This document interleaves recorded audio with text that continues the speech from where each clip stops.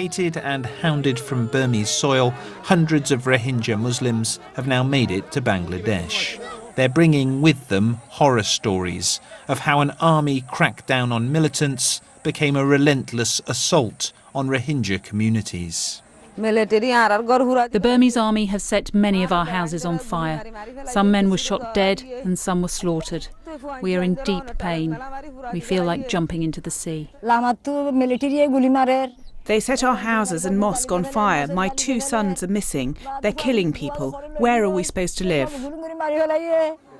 These Rohingya won't be missed. Though many families have been in Myanmar, also known as Burma, for generations, most people see them as illegal immigrants who belong in Bangladesh. The Burmese army doesn't want us to see what it's up to in northern Rakhine State, so it's keeping journalists and international aid workers out. But that's not stopped grim accounts emerging almost every day of abuses being committed against Rohingya civilians. We took a close look at what had happened in and around a Rohingya community called Darjizar, speaking to Rohingya and using video they filmed.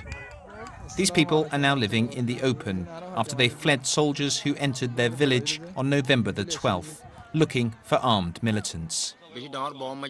With a helicopter flying overhead, the soldiers opened fire, killing men and, we're told, women and children. No one can tell us exactly how many died. When people felt safe enough to return, they found those that had fallen.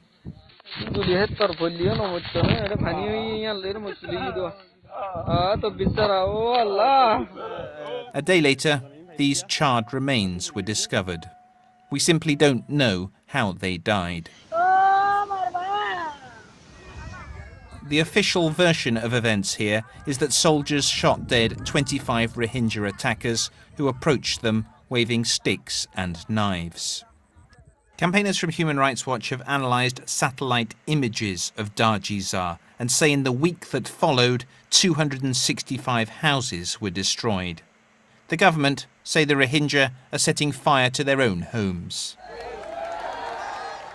It's all so different from a year ago, when hopes were high and Nobel Peace Prize winner Aung San Suu Kyi had just won a historic election.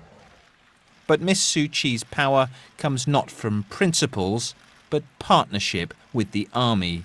So much to the disappointment of human rights campaigners, she's refused to investigate the alleged abuses.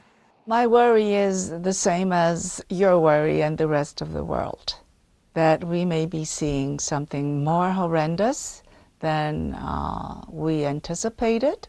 But unless we have a credible investigation, we will not know that, will we? Awful things are taking place in northern Rakhine State, whether it's a crudely managed counterinsurgency or, as some say, ethnic cleansing. The continued suffering of the Rohingya is beyond question. Jonah Fisher, BBC News, Myanmar.